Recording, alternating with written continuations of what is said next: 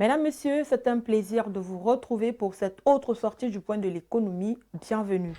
Le gouvernement camerounais a organisé les 29 et 30 juin dernier à Yaoundé un market sounding international visant la réhabilitation, la reconstruction et la modernisation de la raffinerie nationale Sonara à l'arrêt depuis l'incendie du 31 mai 2019.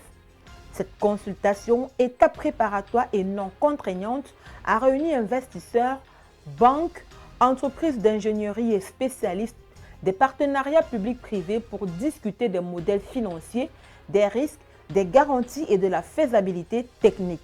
Le projet sera développé selon un modèle Design Build Finance Maintain.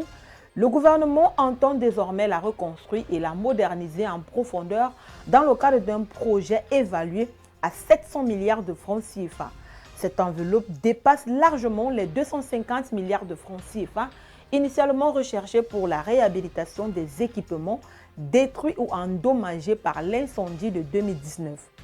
Il faut dire que l'État cherche à bâtir un montage attractif capable d'attirer un partenaire privé apte à concevoir, financer, construire et assurer la maintenance des nouvelles installations, incluant des unités stratégiques comme l'hydrocracker, appelé à permettre à la Sonara de raffiner le pétrole produit localement.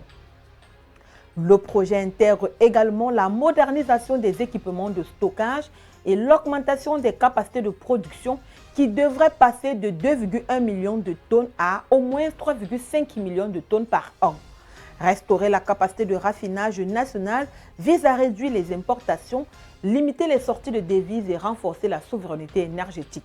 Mais le succès de ce projet dépendra de la mobilisation de financement, de la rentabilité du projet et de la confiance des investisseurs avant le lancement d'un appel à manifestation d'intérêt. Le gouvernement sénégalais renforce son appui au secteur agricole avec une enveloppe de 130 milliards de francs CFA consacrée à la campagne de production agricole 2026.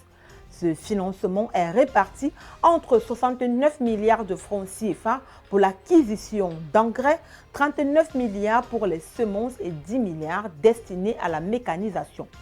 S'exprimant lors d'un conseil interministériel, le directeur de l'agriculture, Marta Diaye, a indiqué que l'Institut sénégalais de recherche agricole bénéficiera de ce budget afin d'accompagner les efforts de modernisation du secteur. Selon Marta Diaye, la facture due aux fournisseurs d'engrais et de semences s'élève à 154 milliards de francs CFA, dont 67 milliards ont déjà été réglés par l'État. Il a souligné que la campagne enregistre le plus haut niveau de livraison des 4 dernières campagnes en matière de mise à disposition des intrants agricoles. Au total, 59 152 tonnes d'engrais doivent être distribuées aux producteurs cette année.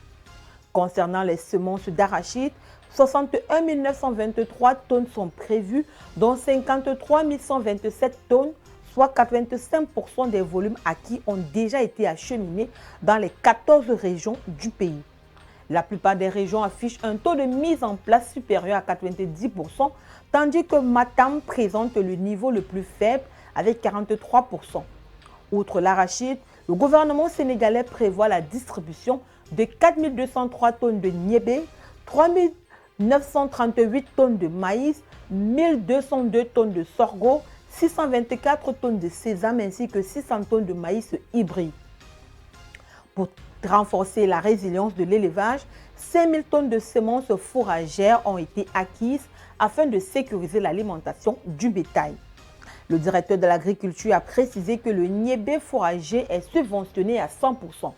L'objectif fixé par le ministère de l'Agriculture, de la souveraineté alimentaire et de l'élevage est d'atteindre 2,7 millions de tonnes de céréales au terme de cette campagne.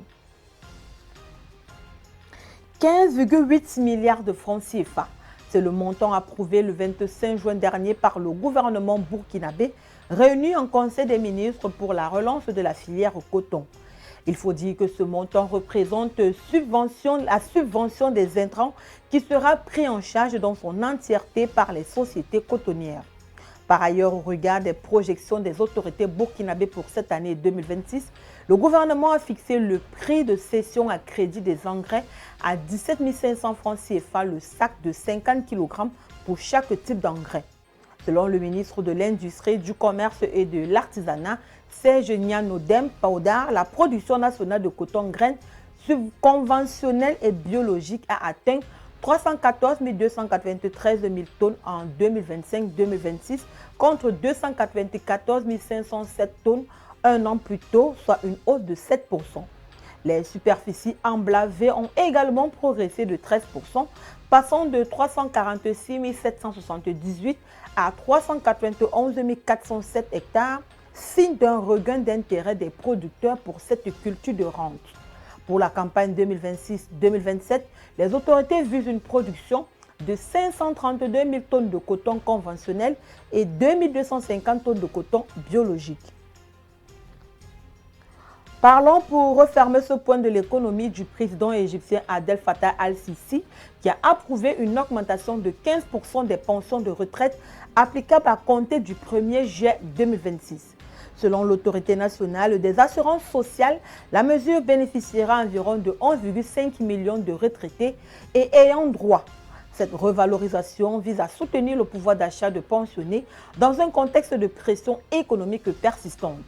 Cette hausse des pensions s'inscrit dans une séquence économique délicate pour l'Égypte qui a conclu en mars 2024 une nouvelle ligne de soutien de 8 milliards de dollars avec le Fonds monétaire international. Dans le cadre de cet accord, les autorités se sont engagées à mener une série de réformes structurelles, notamment la réduction progressive des subventions énergétiques, un chantier politiquement et socialement sensible. La décision d'augmenter les pensions de 15% tout en mettant fin à certaines subventions traduit un équilibre fragile entre exigences sociales et orthodoxie budgétaire. D'un côté, le gouvernement égyptien cherche à protéger les retraités et les catégories les plus vulnérables face à une inflation encore élevée. De l'autre, il doit respecter les engagements du Fonds monétaire international, essentiels pour maintenir les flux de financement internationaux. Mesdames, Messieurs, c'est cette note que nous mettons un terme à cette édition du Point de l'économie.